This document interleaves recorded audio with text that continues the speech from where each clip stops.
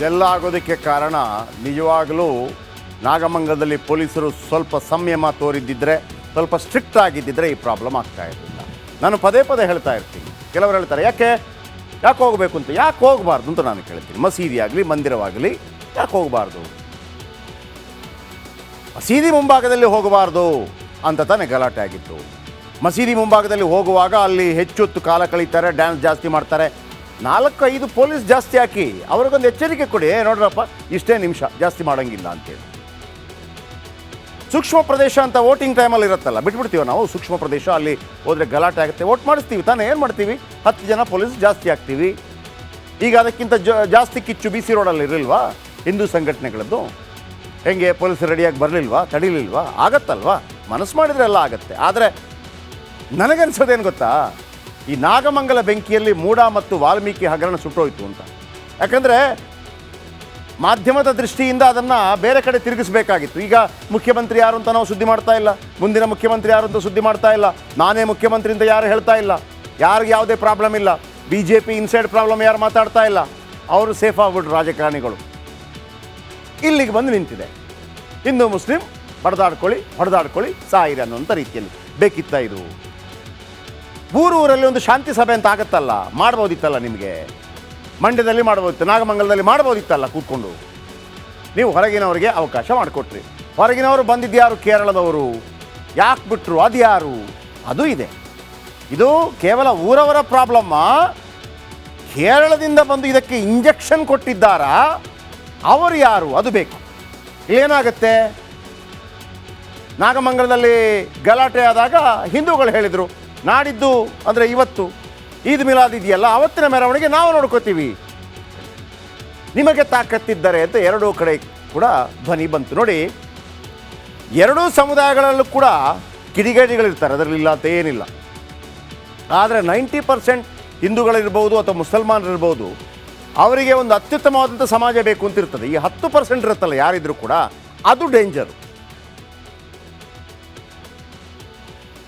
ಈ 10% ಯಾರು ಕಿಡಿಗೇಡಿಗಳಿದ್ದಾರೆ ಅವರನ್ನು ಮೊದಲೇ ನಾಗಮಂಗಲದಲ್ಲಿ ಮಟ್ಟ ಹಾಕಿದ್ದಿದ್ರೆ, ಆ ಪೆಟ್ರೋಲ್ ಬಾಂಬ್ ತಂದವರನ್ನು ಮಟ್ಟ ಹಾಕಿದ್ದಿದ್ರೆ, ಆ ತಲ್ವಾರ್ ತಂದವರನ್ನು ಮಟ್ಟ ಹಾಕಿದ್ದಿದ್ರೆ, ಆ CCTV ಹೊಡೆದವರನ್ನು ಮಟ್ಟ ಹಾಕಿದ್ದಿದ್ರೆ ಈ ಪ್ರಾಬ್ಲಮ್ ಆಗ್ತಾ ಇರಲಿಲ್ಲ. ಕಿಡಿಗೇಡಿಗಳೆಲ್ಲ ಕಡೆ ಇರ್ತಾರೆ. ಕಿಡಿಗೇಡಿಗಳನ್ನು ಫಸ್ಟ್ ತೆಗೆದು ಒಳಗೆ ಹಾಕಬೇಕು. ಅದೇ ಪೊಲೀಸರ ಕೆಲಸ. ಅದು ಬಿಟ್ಬಿಟ್ಟು ಇದ್ದವ್ರದ್ದೆಲ್ಲ ಆಸ್ತಿ ನಾಶ ಮಾಡಿಸೋದಲ್ಲ. ನಾಗಮಂಗಲ ಗಲಭೆಯಿಂದ ಏನಾಗುತ್ತೆ? ಹಿಂದೂಗಳು ಕೆರಳ್ತಾರೆ. ಅಫ್ಕೋರ್ಸ್, ಅರೇ ಗಣಪತಿ ವಿಸರ್ಜನೆಗೆ ಹೆಂಗೆ ಬಿಡ್ತಾ ಇಲ್ಲ ಅಂಥೇಳಿ ಕೇರಳದಂಥ ಹಿಂದೂಗಳು ನಾಗಮಂಗಲ ಗಲಭೆ ಬೆನ್ನಲ್ಲೇ ಹಿಂದೂಗಳು ಸವಾಲಾಗ್ತಾರೆ. ಈದ್ ಮಿಲಾದ್ ಇದೆಯಲ್ಲ ನೋಡ್ಕೋತೀವಿ, ಅವಕಾಶ ಕೊಡಬಾರ್ದು ಈದ್ ಮಿಲಾದ್ಗೆ ಅಂತೇಳಿ ಸವಾಲು ಹಾಕ್ತಾರೆ. ಹಿಂದೂ ಮುಖಂಡ ಶರಣ್ ಪಂಪೇಲಿ ಆಗ್ರಹವನ್ನು ಮಾಡ್ತಾರೆ. ನೋಡಿ, ಹಿಂದೂಗಳಿಗೆ ಅವಕಾಶ ಕೊಟ್ಟಿಲ್ಲ ನೀವು, ಗಣೇಶ ವಿಸರ್ಜನಾ ಮೆರವಣಿಗೆಯಲ್ಲಿ ಗಲಭೆ ಆಗಿದೆ, ನಾಡಿದ್ದು ಈದ್ ಮಿಲಾದ್ ಇದೆ ನೋಡ್ಕೋತೀವಿ ಅನ್ನೋಂಥ ರೀತಿಯಲ್ಲಿ. ಈಗ ಶರಣ್ ಪಂಪೇಲ್ ನಡೆಗೆ ಮುಸ್ಲಿಂ ಮುಖಂಡರು ಕೆರಳಿದ್ರು. ಅದು ಹೆಂಗಾಗತ್ತೆ? ಒಂದು ಆಡಿಯೋ ಬಂತು. ತಾಕತ್ತಿದ್ದರೆ ಬಂಟ್ವಾಳದ BC ರೋಡ್ಗೆ ಬಂದು ನೋಡಿ, ನಾಡಿದ್ದು ನಾವು ಬರ್ತೀವಲ್ವಾ, ಮೆರವಣಿಗೆ ಮಾಡ್ತೀವಲ್ವಾ, ತಡೆಯಿರಿ ತಾಕತ್ತಿದ್ರೆ. ಈದ್ ಮಿಲಾದ್ ಮೆರವಣಿಗೆ ಬಗ್ಗೆ ಆಡಿಯೋ ಒಂದು ವೈರಲ್ ಆಗುತ್ತೆ. ಹಿಂದೂಗಳ ಯಾತ್ರೆ ಬಂದರೆ ತಡೆಯೋದಾಗಿ ಧಮಕಿ ಹಾಕ್ತಾರೆ. ಈಗ ಈ ಸವಾಲನ್ನು ಸ್ವೀಕರಿಸಿದಂಥ ಹಿಂದೂಗಳು, ಅಲ್ಲೊಂದು ಸವಾಲು, ನಾವು ಬರ್ತೀವಿ BC ರೋಡ್ಗೆ, ಯಾರೋ ಮುಸ್ಲಿಮರು ಹೇಳೋದು, BC ರೋಡ್ನಲ್ಲಿ ನಮ್ಮನ್ನು ತಡೆದು ನೋಡಿ ಅಂತ ಒಂದು ಎಚ್ಚರಿಕೆ ಕೊಡ್ತಾರೆ. ಯಾರು? ಬಂಟ್ವಾಳ ಪುರಸಭೆ ಮಾಜಿ ಅಧ್ಯಕ್ಷ ಶರೀಫ್ ಮತ್ತು ಹುಸೇನ್ ಸವಾಲು ಹಾಕ್ತಾರೆ. ಯಾರಿಗೆ? ಹಿಂದೂ ಸಂಘಟನೆಗಳಿಗೆ.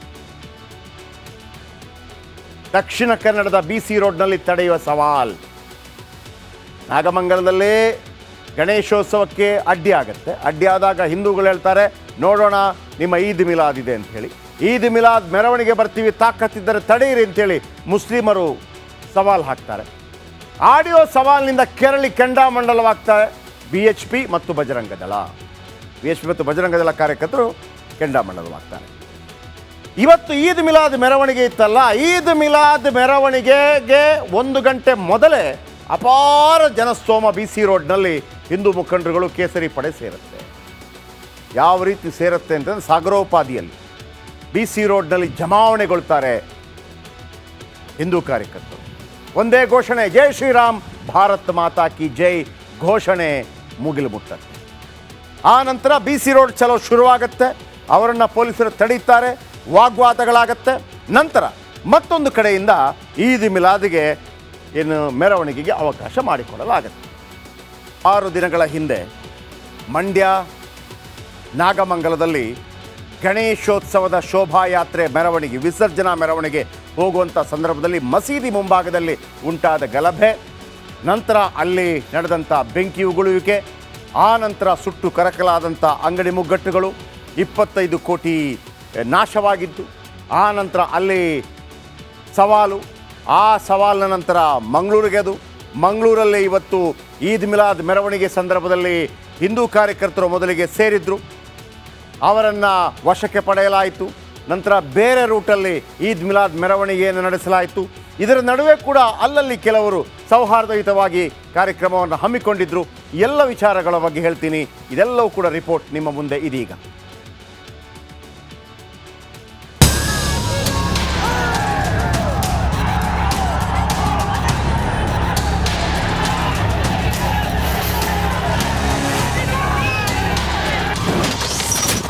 ದೃಶ್ಯ 1, BC ರೋಡ್ನಲ್ಲಿ ವಿಎಚ್ಪಿಯಿಂದ ಕೇಸರಿ ಕಹಳೆ.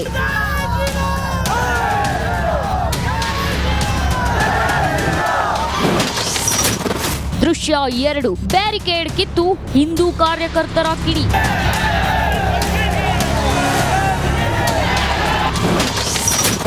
ದೃಶ್ಯ 3, ಸವಾಲು ಸ್ವೀಕರಿಸಿ ಬಂದಿದ್ದೇವೆ ಎಂದು ವಿಎಚ್ಪಿ ಘೋಷಣೆ.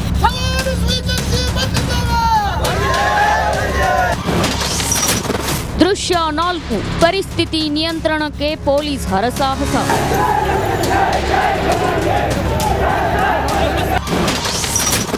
ದೃಶ್ಯ 5, ಈದ್ ಮಿಲಾದ್ ಮೆರವಣಿಗೆಗೆ ಸ್ಥಳ ಬದಲು.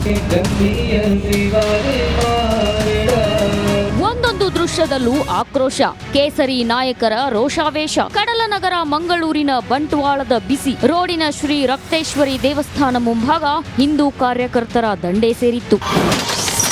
ಬಂಟ್ವಾಳದಲ್ಲಿ ಬಿಸಿ ಹೆಚ್ಚಿಸಿದ ಆಡಿಯೋ. ಬಂಟ್ವಾಳದಲ್ಲಿ ಈ ಆಕ್ರೋಶಕ್ಕೆ ಕಾರಣ ಅದೊಂದು ಆಡಿಯೋ. ನಾಗಮಂಗಲ ಗಲಭೆ ಬೆನ್ನಲ್ಲೇ ಕೆಲ ಹಿಂದೂ ಕಾರ್ಯಕರ್ತರು ಸವಾಲ್ ಹಾಕಿದ್ರು. ನಮ್ಮ ಏರಿಯಾದಲ್ಲಿ ಅದ್ ಹೇಗೆ ಮೆರವಣಿಗೆ ಹೋಗ್ತೀರಾ ಅಂತ ಸವಾಲ್ ಹಾಕಿದ್ರು. ಇದಕ್ಕೆ ಮುಸ್ಲಿಮರು BC ರೋಡ್ನಲ್ಲಿ ನಮ್ಮನ್ನ ತಡೆದು ನೋಡಿ ಅಂತ ಪ್ರತಿ ಸವಾಲ್ ಹಾಕಿದ್ರು. ಇದರಿಂದ ರೊಚ್ಚಿಗೆದ್ದ ವಿಎಚ್ಪಿ ಹಿಂದೂ ಕಾರ್ಯಕರ್ತರ ದಂಡಾಗಿ BC ರೋಡ್ಗೆ ಜಮಾಯಿಸಿದ್ರು. ಯಾರೋ ಒಬ್ಬ ಗೂಂಡಗಳು, ಯಾರೋ ಒಬ್ಬ ರೌಡಿ ಶೀಟರ್ಗಳು, ಯಾರೋ ಒಬ್ಬ ಜಿಹಾದಿಗಳು, ಭಯೋತ್ಪಾದಕರು ಇವತ್ತು ಹಿಂದೂ ಸಂಘಟನೆಗೆ ಸವಾಲ್ ಹಾಕಿದ್ದಾರೆ, ಹಿಂದೂ ಸಮಾಜಕ್ಕೆ ಸವಾಲ್ ಹಾಕಿದ್ದಾರೆ. ದಕ್ಷಿಣ ಕನ್ನಡ ಜಿಲ್ಲೆ ಇದು ಹಿಂದುತ್ವದ ತವರೂರು. ಇಲ್ಲಿ ನಾವು ಸುಮ್ಮನೆ ಕುತ್ಕೊಳ್ಳುವಂತಿಲ್ಲ. ಬಜರಂಗ ದಳ ವಿಎಚ್ಪಿಯಿಂದ BC ರೋಡ್ ಚಲೋ ಕಾವೇರ್ತಿದ್ದಂತೆ ಕೆಲ ಹಿಂದೂ ಕಾರ್ಯಕರ್ತರನ್ನ ಪೊಲೀಸರು ವಶಕ್ಕೆ ಪಡೆದ್ರು. ಮತ್ತೊಂದೆಡೆ ಈದ್ ಮಿಲಾದ್ ಮೆರವಣಿಗೆ ಸ್ಥಳ ಬದಲು ಮಾಡಿ ಕೈಕಂಬ ಮಸೀದಿ ಪಕ್ಕದಲ್ಲೇ ಮೆರವಣಿಗೆಗೆ ಸೂಚನೆ ನೀಡಲಾಯಿತು.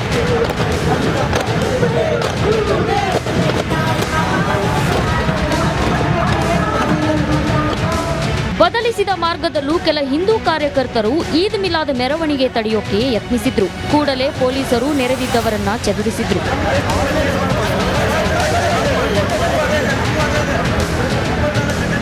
ಮಂಡ್ಯದ ನಾಗಮಂಗಲ ಕಿಚ್ಚು ಇನ್ನೂ ಆರಿಲ್ಲ. ರಾಜ್ಯಾದ್ಯಂತ ಈ ಘಟನೆ ಹಿಂದೂ ಕಾರ್ಯಕರ್ತರನ್ನ ರೊಚ್ಚಿಗೇಳುವಂತೆ ಮಾಡಿದ್ದು, ಮತ್ತೊಂದು ನಾಗಮಂಗಲ ಘಟನೆ ಆಗದಂತೆ ಪೊಲೀಸರು ಕಟ್ಟೆಚ್ಚರ ವಹಿಸಿದ್ದಾರೆ. ದಿವಾಕರ್ ಪದ್ಮುಂಜ ಜೊತೆ ದಿನೇಶ್ ಕಾಶಿಪಟ್ನ, ರಿಪಬ್ಲಿಕ್ ಕನ್ನಡ, ಮಂಗಳೂರು.